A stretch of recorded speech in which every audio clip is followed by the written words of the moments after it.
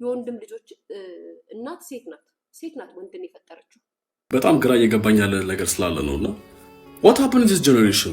ማን ነው ሁሉም ሰው ትምህርት አቆማችሁ ስኬታማ ትሆናላችሁ ያላችሁ ማን ነው? መኪናም ቢሆን እኮ እኛ ብር ተጠራቅሞ ነው ድርጅቱ ገዝቶ የሰጣቸው።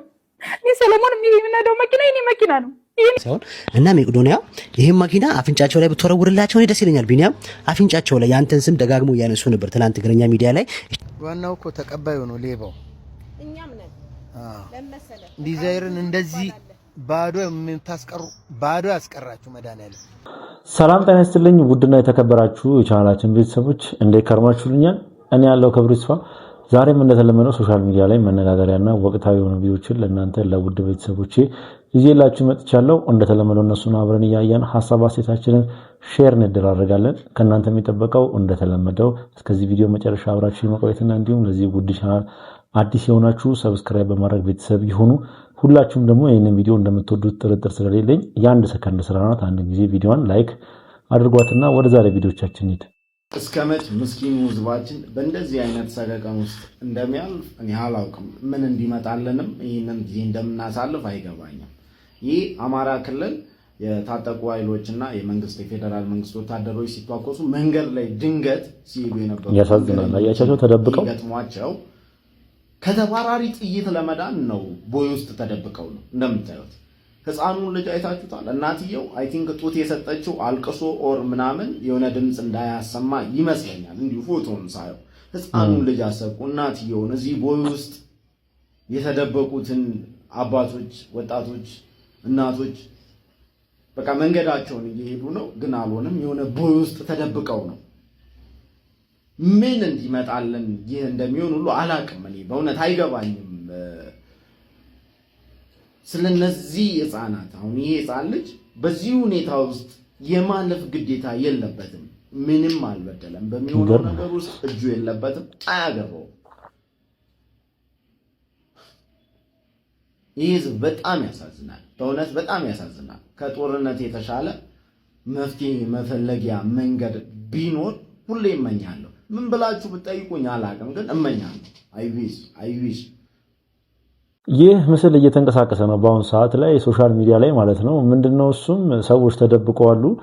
በመሃል የመከላከያ ሰራዊትና ወይ ፋኖ ሊሆን ይችላል ወይ ደግሞ የሸኔ አባሎች ሊሆን ይችላሉ እየተታኩሱ ነውና በመሃል እነዚህ ግለሰቦች መሃል ላይ ገብተው ተደበቁ ማለት ነው። ያው ከተባራሪ ጥይት ራሳቸውን ለማዳን ይህ ምልክት ምንድነው? ምን ጊዜም ጦርነት የሚጎዳው ንጹሃኖችን ነው እና በዚህ ምስል ብቻ መረዳት እንችላለን። ተታኳሾቹ መጨረሻ ላይ ተታክሶም ስልጣን ይዘው ንጹህ ህዝብ ነው መጨረሻ ላይ አልቆ ያው ቤተሰቡም የሚጎዳው ማለት ነውና ይህንን ሳይ ምን ተመኘው? ፈጣሪ ለሀገራችን ሰላሙን ያምጣልን ነው የሚባለው፣ ሌላ ምንም አይባልም። መኪናም ቢሆን እኮ እኛ ብር ተጠራቅሞ ነው ድርጅቱ። የፊንቴክ ተበዳዮች ምላሽ እኔ ሰለሞን የሚነዳው መኪና የኔ መኪና ነው። ይሄን የልጆቼ ዳቦ ማበላበት ጉሮሮ የልጆችን ጉሮሮ ነው ወስዶ እሱ ሲነዳ የነበረው። ምንም በቃ ሳይተርፈኝ ነው የሰጠኋቸው። በ3 ወር ይደርሳል ብለውኝ ማለት ነው። ኬሞ የጀመርሽው ከዘብሩን ከኮስተርሽ ከአንድ ዓመት በኋላ ችሎቱ ላይ ሁሉም እያለቀሱ፣ ሰለሞንም እያለቀሰ፣ ካሊድም እያለቀሰ፣ ሰራዊት ፍቅሬም ላይክ እንደዛው እኛ ተጭበርብረናል። ስለዚህ አሁንም ቢሆን ለክብራቸው እንጂ የሚጨነቁ የሚገርም ነው። መኪናው ይበልጥ ደግሞ እኛ የምናምነው አርቲስቶች አሁን መኪኖቻችን ገብተዋል። አዲስ አበባ ከስተመር እየጠበቀን ነው። እንግዲህ የእውነት በእውነት እያየናቸው ነው። እየተጫኑ ነው መኪና እግረኛው ሚዲያ ላይ እነ ሰራዊት ፍቅሬ እነ ሰለሞን ቦጋለ ብቻ እንዳለ መጥቀስ አይጠበቅብኝም። በፊንቴክ ማጭበርበር ዙሪያ ላይ የታሰሩ አርቲስቶች ከዛ ከወጡ በኋላ ያው ተጠርጥረው የታሰሩ አርቲስቶች አልተፈረደባቸውም። ያው ፍርድ ቤት ወንጀለኛ ናችሁ እስካላላቸው ድረስ ወንጀለኛ ማለት አይቻልም አንድን ግለሰብ ማለት ነውና ብቻ ብዙ ማስረጃዎች ተገኝቶባቸው ሲቀጥል ደግሞ በጣም ብዙ ሰዎች ፌደራል ፖሊስ በር ድረስ በመሄድ ማስረጃቸውን አቅርበው የቪዲዮዎች ማስረጃዎችም ወጥተው ነበር እና የሁሉ ማስረጃ ያለ እኛ ምንም አላጠፋንም ማለት እንግዲህ በጣም ከባድ ነገር ይመስለኛል እንደኔ። እና የተበዳዮችን ባራሱ እንዴት ነው ማያሳስባቸው? እነሱ አሁን ምንም ሼምለስ ሆኖ ነው ሶሻል ሚዲያ ላይ ወጥተው በተለይ ደግሞ እግረኛው ሚዲያ ላይ ወጥተው ምንም ጥፋት እንዳላጠፋ አክት ሲያደርጉ የነበረው ማለት ነውና ይህ ተቀባይነት የሌለው ነገር ነው ብዬ ነው ማስበው። ምክንያቱም ምንድነው በጣም ብዙ ተበዳዮች አሉ በዚህ ጉዳይ ላይ ማለት ነውና ሁሉም የየራሳቸውን ሐሳብ አስተያየት እየሰጡበት ይገኛሉ በዚህ ጉዳይ ላይ ምን አይነት ድፍረት ቢኖራችሁ ነው እሺ ማድረጋችሁ ይሁን በቃ ፍርድ ቤትም ያው በነፃም ሆነ በዋስ ሊለቃችሁ ይችላል ግን እንደዚህ ወጣችሁ አይናችሁን በጨዋታችሁ እንደዚህ አይነት መረጃዎችን እንዴት ነው ለህብረተሰቡ የምታጋሩት ምንም እንዳላጠፋ ሰው ይያሉ ብዙ ሰዎች ያው በመታየት መልኩ ሪአክት ያደረጉ ይገኛሉና ትክክል ናቸውም ባይነኝ ምክንያቱም እዛች ጋር ብዙ ሰዎች ንብረት ሽጠው መኪና ለመግዛት ለልጆቻቸው ሊሆን ይችላል ብቻ ለራሳቸውም ሊሆን ይችላል ንብረት ሽጠው ስንት አመት ያጠራቀሙትን ብር ነው በቀላሉ የተዘረፉት ማለት ነው እነማንናም ነው አርቲስቶችናም ነው ብዙ ጊዜ የኛ ሰው በምን ይሸወዳል እንደዚህ አይነት ነገር ላይ በጣም ሰሞኑን እየተስተዋለ ነው በአርቲስቶች ወይ ደግሞ በታዋቂ ሰዎች ፕሮሞሽን የተሰራ ማስታወቂያ የተሰራበትን ድርጅት እያመንን ነውና ከዚህ በኋላ በጣም ማጣራት ሳይኖርብን አይቀርም ማንኛውም ሰው አስተዋወቀው ማንኛውም ግለሰብ አስተዋወቀው ማለት ነው ይህን ነገር እስኪ እናንተም በዚህ ጉዳይ ላይ ሐሳብ ስጡበት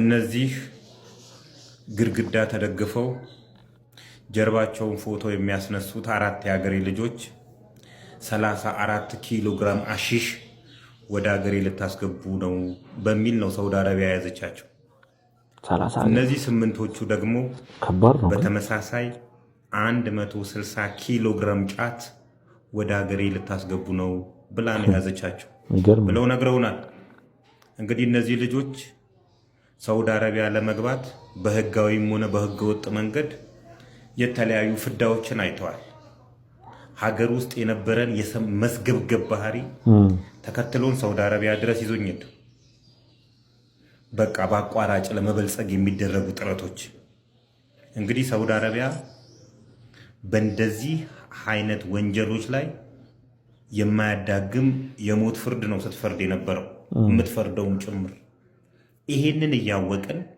ምን ያህል መስገብገብ ነው አርፈና እንቀመጥ እኔ ለወደፊቱ ሀገራችንን ያሰጋታል ብዬ የማስበው እንደዚህ አይነት ወንጀሎች ናቸው ምክንያቱም የሀገራችን ትላልቅ ባለስልጣን የነበሩ ሌቦች ልጆቻቸውን ቢያንስ በሰረቁት ብር ቢዝነስ ሰርተው እንዲኖሩ አላደረጓቸው $34,000 ነው በወር ማጠፋው አይነት ወሬ የሚያወሩ ናቸው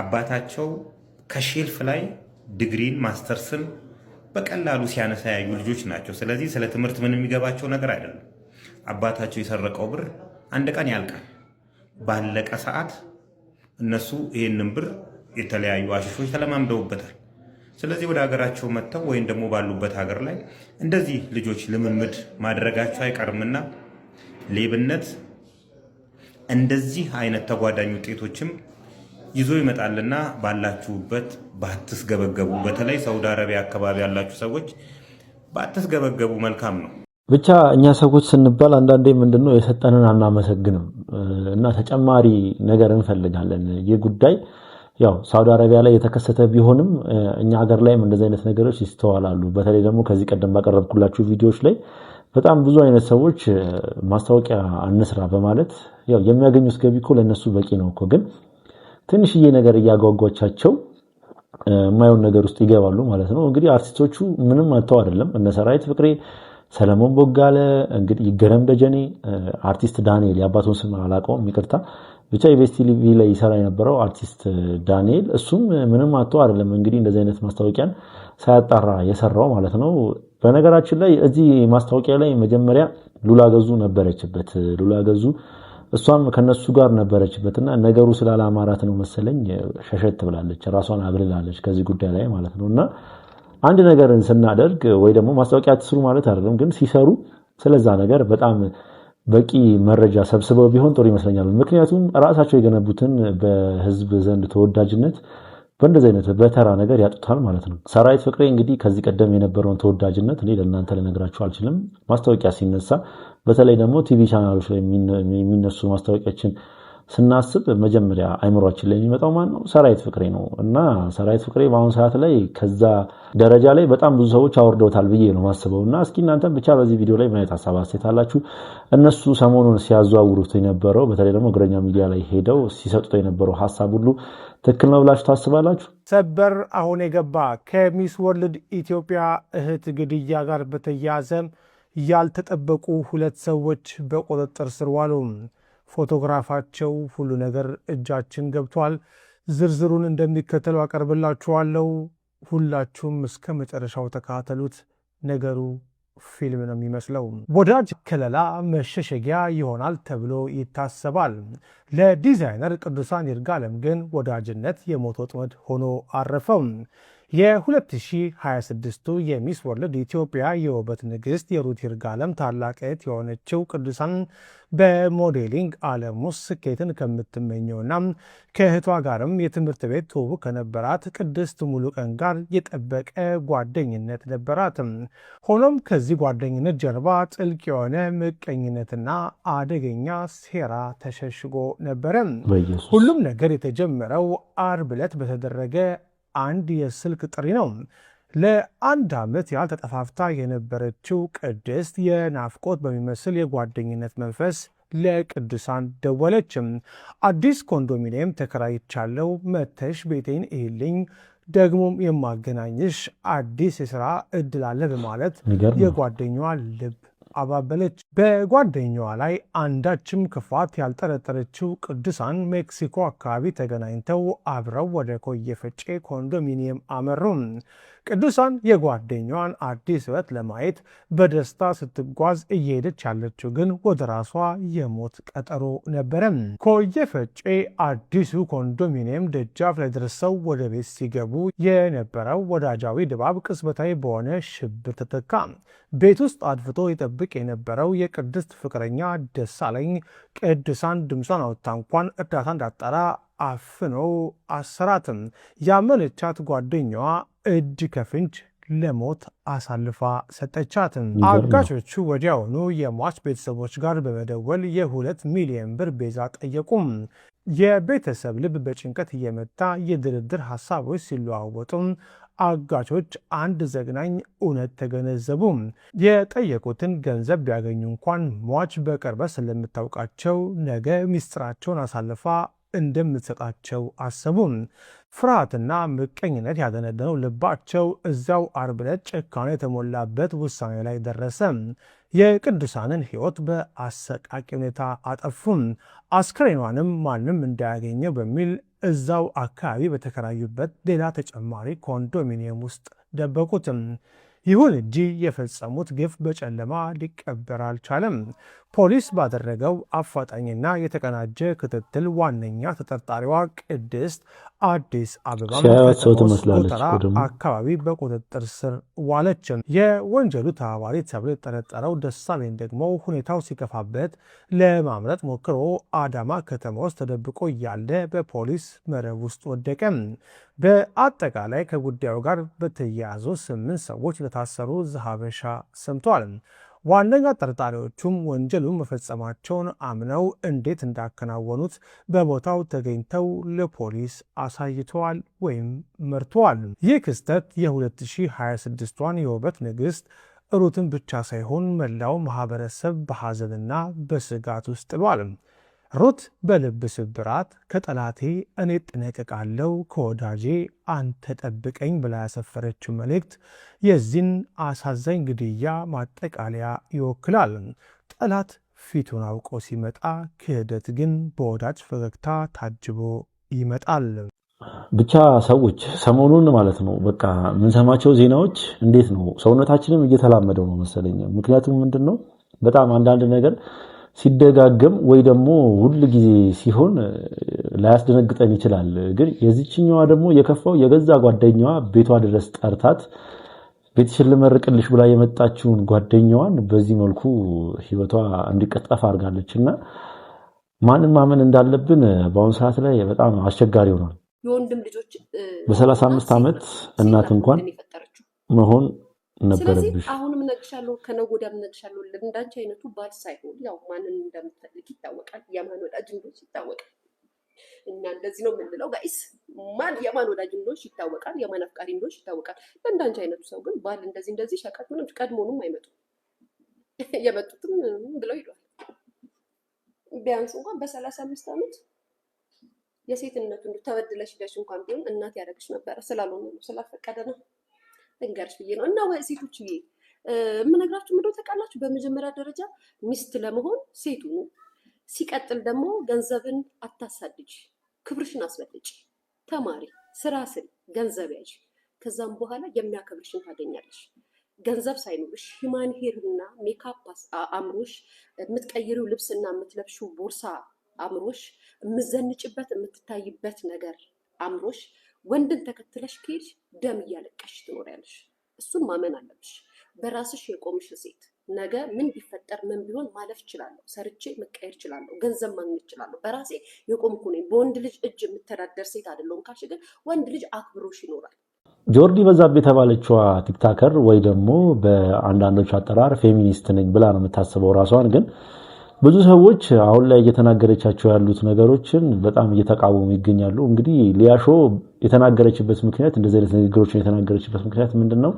ሰሞኑን አንድ ቪዲዮ እየተዘዋወረ ነበረ፣ ጆርዲ በዛብህ የተናገረችው ማለት ነው። ምንድነው እሱም ባል ምን ያደርጋል ብቻ በቃ ስለ ወንድ ልጅ ስለ ባልነት በጣም መጥፎ ንግግሮችን ትናገራለች እና ይህ አባባሏ ከብዙዎች በተለይ ደግሞ ከባለትዳር ሴቶች ተቃውሞ እንዲነሳባት አድርጓል ማለት ነው።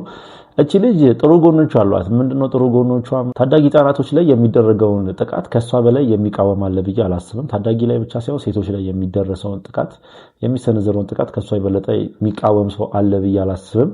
ግን ከዛ የበለጠ ደግሞ በጣም መጥፎ ጎኗ ይበዛል። ምንድነው እሱም? እስኪ አንድ ቪዲዮ ልጋብዛችሁ። ሰሞኑን ሶሻል ሚዲያ ላይ ሲዘዋወር የነበረ ያው ጆርዲ በዛብህ ምን አይነት ሴት እንደሆነች ሊያሳይ የሚችል ወይ ደግሞ ምን አይነት ሴቶችን እያወጣች እንደሆነ ምን አይነት ታዳጊዎች እንዲበለጽጉ እያደረገች እንደሆነ የሚያሳይ አንድ ቪዲዮ ልጋብዛችሁና እስኪኛም አብረን ሀሳብ አስተያየታችንን እንሰጣለን። እዚህ ጋር ብዙ ሰብስክራይበር የሌለ ምናምን ይመስለዋል፣ ግን እውነቱን ስነግርህ የኔ ፒክቸር ኦንሊ ፋንስ አልኩ። አሁን ፐርመንዝ በጣም ትልልቅ ቶፕ 10 የሚባሉት ራሱ $5 ከ$10 በላይ የለም ፐርመንዝ ታውቃለህ። እኔ ግን ለአንድ ፒክቸር ነው $150 ማስከፍለው። በጣም ብዙ ሰው ነው ፒክቸርሽ ምን አይነት ነው? በጣም ብዙ ሰው ነው የሚሆነ ከምነግረህ በላይ። እኔ ወር አልሞላኝም አሁን ከጀመርኩ፣ ግን ፒክቸርሽ ምን አይነት ነው? በቃ እንዳይ ፖስት አድርጋለሁ እኮ እንትን እኮ ፖስት አደርጋለሁ እኔ እንደ እንዲታይ ፍሪት ፖስት አለ በፒኪኒ በፓንት ምናምን። ጡትሽ ይታያል?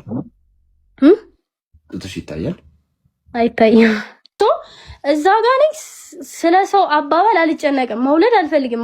ማግባት ካልፈለኩኝ የተሻለ ህይወት ነገ መኖር ከቻልኩ ማግባት አለመፈለግ መብትሽ ነው። ማግባት በአጭር ቪዲዮ ነው እንግዲህ ያቀረብኩላችሁ። ረጅም ነው ቪዲዮውን ካቀረብኩት ረዘም ስለሚል ነው። ቪዲዮውን ሙሉውን ካቀረብኩላችሁ ረዘም ስለሚል ነው። ልጅቷ ከንግግሯ መካከል እየሰማነው ምንድነው ያው እናት ወይ ደግሞ ልጅ መውለድ አልፈልግም ሚስትም ባልም ማግባት አልፈልግም ያለችው እንግዲህ እና እንደ ጆርዲ በዛብህ አይነት ሴቶች የሚያፈሩት እንደዚህ አይነት ሴቶችን ነው።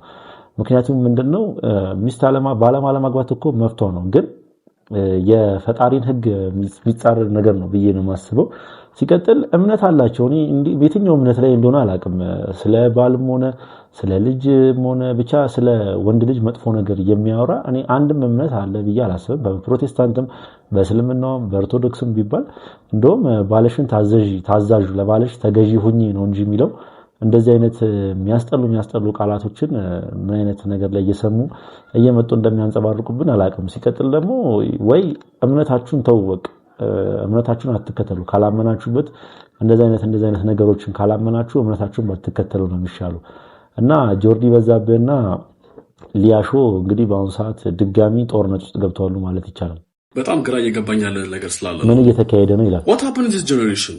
ማን ነው ሁሉም ሰው ትምህርት አቆማችሁ ስኬታማ ትሆናላችሁ ያላችሁ? ማን ነው? you have to learn bro። ምንድነው ይሄ ሶሻል ኢንዛይቲ ያመጣው? ኢትዮጵያ ውስጥ ያመጣው ነገር በጣም ከፍተኛ ተጽዕኖ፣ ትሬደሮች ያመጡት ነገር ትምህርት አቁሜ ስኬታማ ሆኜ ምናምን። ኢቭን ከትልልቅ ሰዎች ለራሱ ድሮ የነበሩ ትልልቅ ሰዎች እና አሁን ላይ ያሉት የዘንድሮ ትምህርት ምን ያደርጋል ወይ ወደ ውጭ ሀገር መሄድ ነው እንጂ ብሮ ፈረንጅ አይፈልግህም ካልተማርክ። እውነት ነው። ምንም ጣጣ የለበትም። you are stupid ነው የሚልህ። እዛ ማክዶናልድ አስተናጋጅ ነው የምትሆነው ገብተህ አውቃለሁ። አልጎሪዝሙ የትምህርት አልጎሪዝሙ ተበላሽቷል። ኢትዮጵያ ውስጥ እኮ 50% የኢትዮጵያ ህዝብ እኮ ስቱፒድ ነው። 50% ሳይሆን 70% እንጂ ሁላችንም ስቱፒድ ነው እንዴ? what's going on? you have to learn። በጣም ጠቃሚ ነው እንዴ? በጣም ስለገረመኝ ነው ቪዲዮ ይቀርስ ካሉት በጣም ከዝኔ እያወራኋት ነበርና የምትጠበቅ በጣም ጂኒሶች ልጅ ምን ትለኛለች? ጂኒሶች ልጅ ምን ትለኛለች? እባክህ እኔማ አሁን አቁሜ ትምህርቱን ላቆመው ነው፣ በቃ ቲክቶክ ልጀምር ነው። ማን ነው ቲክቶክ ሀብታም ያደርጋል ያላችሁ? ሁሉም ነገር ፕሮሰስ አለው። በቲክቶክ ብር የሰሩ ሰዎችን እያያችሁ አውቃለሁ። እነዛ በቲክቶክ ሀብታም የሆኑ ሰዎች 5 ዓመት 6 ዓመት ቲክቶክ ላይ የቆዩ ናቸው።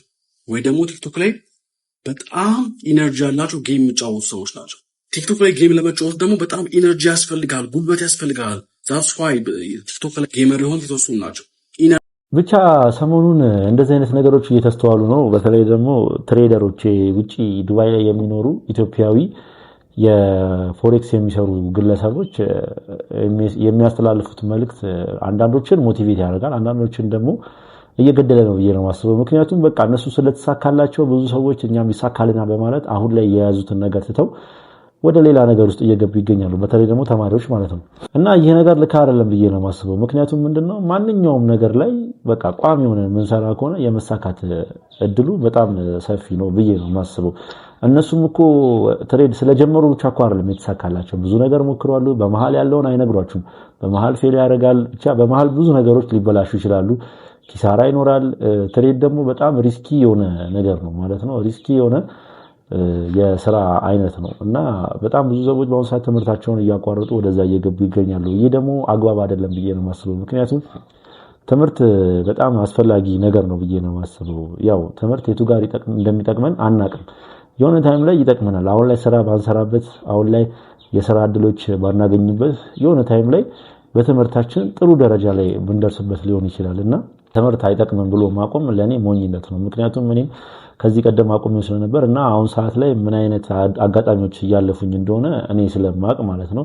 በጣም ብዙ እድሎች በትምህርት የሚገኙ እድሎች፣ የውጭ እድሎች ራሱ መተውልኝ በዛ ምክንያት ሳልሄድ ቀርቻለሁና ይሄ ከራሴ ተሞክሮ ነው። እንደዚህ አይነት ጸሎት ነው ምን እንደምርቃትም ነው። ብጠሉኝም እንኳን ገባችሁ። የኔ አይነት ፈተና ጸጸት ፈጣሪ አይስጣችሁ። እንደዚህ አይነት ፈተና ያጣችሁ ፈጣሪ ሁሉ ጊዜ ለበጎ ፈጣሪ ያደርገውን ነገር አይሳሳትም። ግን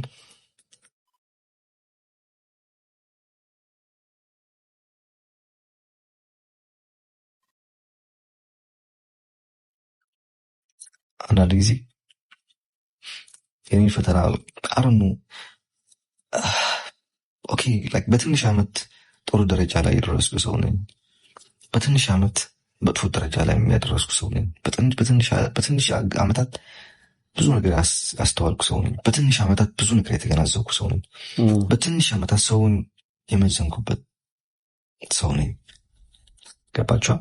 በተለይ እቺ 6-5 ዓመቴ በጣም ህይወቴ ላይ በቃ ፍቄ ማላወጣው መጥፎ የሚሆን ጥሩ ነገር አለ ተቀርጾ ለዘላለም ይቀጥላል። ከጸጸት ያውጣችሁ ፈጣሪ። ላይክ ባላልኩትኝ እንዳትሉ ያውጣችሁ። ሰው ሁሉ ወዶ አይደለም ለሚወደውና የማይወደው ነገር ላይ የሚገባ። አንዳንድ ጊዜ ፈልገህም ሳትፈልግም የምትገባበት ነገሮች አሉ። ልጅነትን የሚያጠቃ ነገሮች አሉ። እንደ በሽታው አሁን ይቻዩ ለአንድ ቀን ደስታ ብለው የዘላለም ህይወታቸውን ይጨልማሉ አይደል? እናንተም ለአንድ ቀን ላለመቋቋም ብላችሁ የህይወታችሁን ሙሉ ጸጸት እንዳትይዙ። አይ ነው የምንላችሁ። ብትጠሉኝም እግዚአብሔርን እንደዚህ አይነት ሰው ይላሉ አልፈልግም። ግን እኔ በራሴ በማውቀው ማለት ነው እግዚአብሔር መጥፎ ሰው አይደለም። እናቴ ትሙት እኔ ኪሴ ላይ 100 ብር ብቻ ኖራ 5 ብር ጨምሬ 105 ብር አድርጌ ትኬት ገዝቼ ሰው ምልክ ሰው ነኝ። እግዚአብሔር ለራሴ የማላስብ ሰው ነው። ይሄ ነገር ነው ደግሞ የሚጎዳኝ። ሰው ይበድለኛል አልልም። ጓደኛ ዛሬ ጓደኛ ነው፣ የሚቀጥለው ዓመትም ጓደኛ ሆኖ ይቀጥላል ባይ ነኝ። ፈጣሪ አለ ባይ ነኝ ሁሉ ጊዜ በቃ ብቻ አሞራ ሰማይ የኛውን ንግግር ሊናገር እየቻለው በጣም ብዙ ሰዎች የጠሉት ስለመሰለው ነው። ግን እኔ ለሰው ማብራሪያ መስጠት አለበት ብዬ አላስብም። ምክንያቱም እኔ ልክ ነኝ ብሎ ካደረገ ነገሮችን በተለይ ደግሞ ሶሻል ሚዲያ ላይ ወጥቶ ይቅርታ ስላልጠየቀ፣ ሶሻል ሚዲያ ላይ ያሉ ሰዎች ወጥቶ ማብራሪያ ስላልሰጠ ማለት ነው።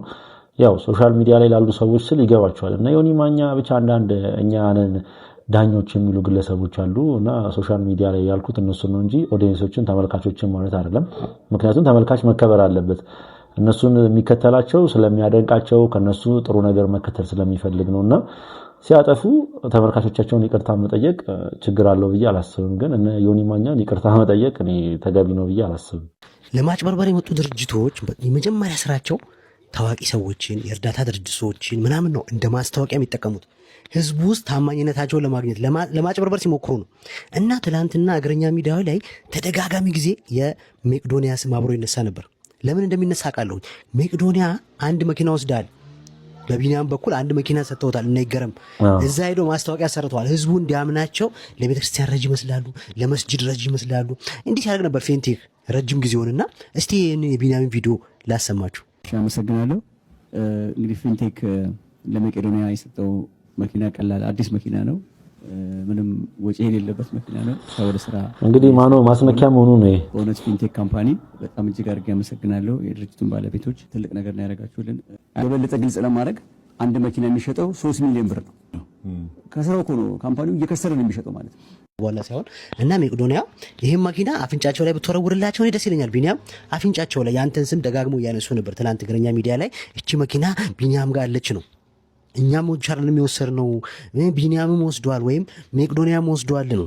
እና በእርዳታ የሚሆን በማንኛውም መልክ የሰጣችሁትን መኪና ካል ፊንቴክ የሰጠው መኪና ተሰብስቦ ለግለሰቦቹ ተሽጦ የተወሰኑ ሰዎች ብራቸው እንዲመለስ ነው የምፈልገው። እኔ በዚያ በጓት ስራ ላይ እሰማራለሁ፣ እኔም አግዛለሁ። አርቲስቶችን በጠቅላላ መኪናችሁን ብትመልሱ እኮ ህዝቡ ሊያዝንላችሁ ይችላል። በቃ ለህብረተሰቡ የተጭበረበረ መኪና እኛ እንነዳም ብላችሁ እኮ ብትመልሱ ህዝቡ እኮ ያዝናል። የኛ ህዝብ እኮ አዛኝ ህዝብ ነው። ካሊድ ፋውንዴሽንን በፋውንዴሽን በኩል የወሰድከውን ብር መልስ። እውነት ነው። ከሚከራከሩ ይመልስ ይሻላል። ጎጆች ቢመለስ እኮ የተጎጁም እሺ በቃ የተሻላቸውን አድርገዋል ይላል። አይናችሁን አጥባችሁ መከራከራችሁ ግን ያሳፍራል። ብቻ ሁሉም ለየራሳቸው የተሰጠ ሽልማት አለ። ያው በብዛት መኪና ተሰጥቷቸዋል ካልተሳሳትኩ ለሰለሞን ቦጋለም፣ ለሰራዊት ፍቅሬ ብቻ ለእያንዳንዳቸው መኪናና ብርም ተጨማሪም ነው ያለውና ይህንን ነገር ቢመልሱና ይቅርታ ቢጠይቁ በቃ የኛ ህዝብ እውነት ነው አዛኝ ነው። ምንም ቢበደል ምንም ቢጨቆን ይቅርታ ማድረጉን አይተውም እና እነሱ አሁን እያደረጉ ያሉት እንደዛ ከማድረግ ይልቅ ያንን ነገር እንዳላደረጉ ወይ ደግሞ በዛ ነገር ምንም እንዳልተጸጸቱ አድርገው ነው አክሽናቸውን እያሳዩ የሚገኘው ማለት ነውና በተለይ ደግሞ እግረኛ ሚዲያ ላይ የቀረቡበት ምክንያት በጣም ብዙ ሰዎችን አናዷል ማለት ነው። ከዛ በመቀጠል ደግሞ ያው ቢኒያም መቄዶንያም ይሄንን ነገር ቢመልስ ይሻላል ከሱ ይለፍ እያሉ ይገኛሉ። ግን ቢኒያም መቄዶንያ እንኳንም ወሰደ ነው እያሉ የሚገኙት ብዙ ሰዎች ከተበዳዮችም ማለት ነው። ያው እሱ ጉዳዩ ላይ የለበትም በሽልማት መልኩ ነው የተሰጠው እያሉ ይገኛሉ። ስለ ጉዳዩ ምንም መረጃ የለውም እና መኪናውን ባይመልስም ቢመልስም ችግር የለውም ለራሱ ሳይሆን ያው ለድርጅቱ ለኛም እንጸድቅበታለን እያሉ ይገኛሉ ብዙ ሰዎች እና እኔም ከነሱ ጎን ትክክል ናቸው ብዬ ነው ማስበው። ዘርፈውት ዋናው እኮ ተቀባዩ ነው ሌባው። በኢየሱስ ዲዛይርን እንደዚህ ባዶ የምታስቀሩ ባዶ ያስቀራችሁ መድኃኒዓለም ባዶ ያስቀራችሁ ወይኔ ሌቦች እንዲ ሄደን ራሱን ቀንገዛቸው እሱ ነው ሌላ ሄዶ የሚገዛው ነው ጥፋተኛው። ምድረ ሌባ አጸዱት እኮ ሌባ አይደል እንዴ?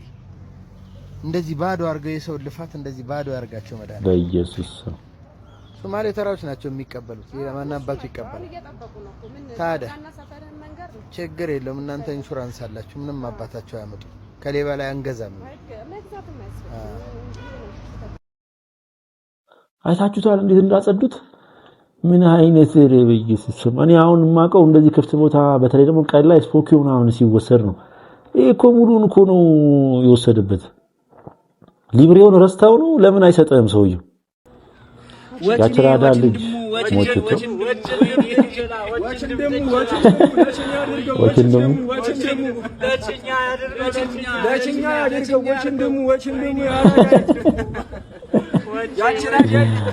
ኧረ ቋንቋ ያስጠላችኋል።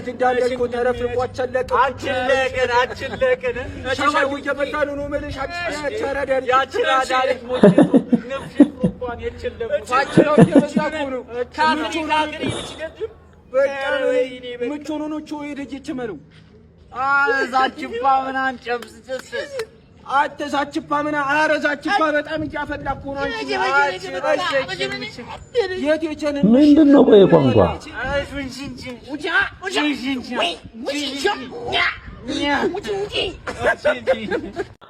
ቆይ ቋንቋ ምንድነው? አሁን ሰሞኑ የመጣ ቋንቋ ነው።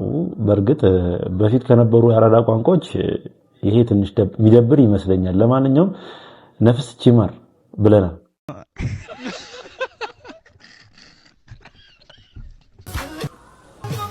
የተበላሸ ኤርፎን ይላል አባቴ።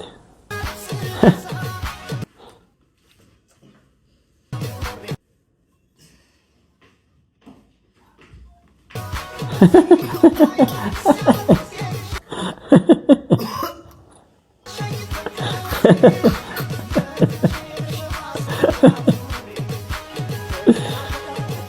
ጉድ ብቻ እንደዚህ አይነት ኤርፎኖች የሚበዙት ከመንገድ ላይ ሲገዙ ነው። በተለይ ደግሞ ከመገናኛ አካባቢ አደራችሁን እንዳገዙ። ናቲ ቪዲዮ ጆኒ ይላል በጣም ያሳዝናል። እኔ ቡሊዎች አይመችኝም።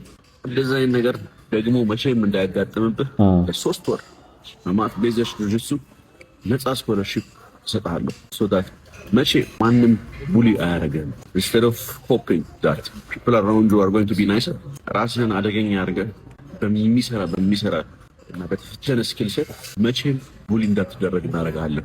join us scholarship 3 months and you will never have to worry about those losers again. ይሄን ምክር እየሰጠው የሚገኘው ያው ናቲ ባርበር ለሚባለው ቲክታከር ነው ማለት ነው። እና ፕራንክ በሚል የሚያስጠላ ፕራንክ ያደርጉታል ልጁን እና ልጁ ፊቱ ላይ የሚታየው የሚገርም ድንጋጤ ነው። ሰውየው በእርግጥ ትልቅዬ ነው፣ ግዙፍ ነው። ብቻ የቦዲጋርድ አቋም ነው ያለው። ግን በዛ ልክ ሪአክት ማድረጉ ራሱ እሱ ይገርማል። ብቻ ጥፋተኛ አይደለም። ሲቀጥል ብቻ የህግ ልብስ ለብሰው ምናምን መተው ፕራንክ አድርገውት የሚያሳዝን ሪአክሽን ነበር ያሳየው ናቲ ባርበር የተባለው ቲክታከር ማለት ነውና የብዙ ሰዎችን ቀልብ ስቧል ይሄ ቪዲዮ። በጣም ብዙ ሰዎችን በዚህ ጉዳይ ላይ ተናደው ሐሳባቸውን እየሰጡ ይገኛሉና እስኪ አንድ ቪዲዮ ልጋብዛችሁ። ዋናው ፕራንኩ ያለበትን እስኪ አንድ ቪዲዮ በዛው ልጋብዛችሁና የሰዎችን ሐሳብ ሰምተን እኛም ቪዲዮአችንን እንዘጋለን።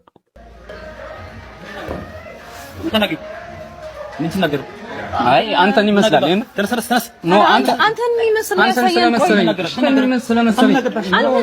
ያሳየን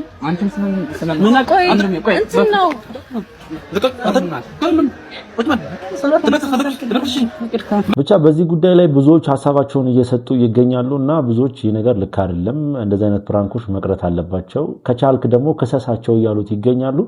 እኔም ከነሱ ጎን ነኝ። እንደዚህ አይነት ፕራንኮች መደረግ የለባቸውም ብዬ ነው ማስበው። ፕራንክም እኮ አንዳንዴ በጣም ልክና አግባብ በሆነ መልኩ ሲሆን ነው እንጂ የሰው ክብር የሚነካ ሲሆን በጣም ያስጠላልና በጣም ብዙ ሰዎች በዚህ ጉዳይ ላይ ሐሳባቸውን እየሰጡ ይገኛሉ።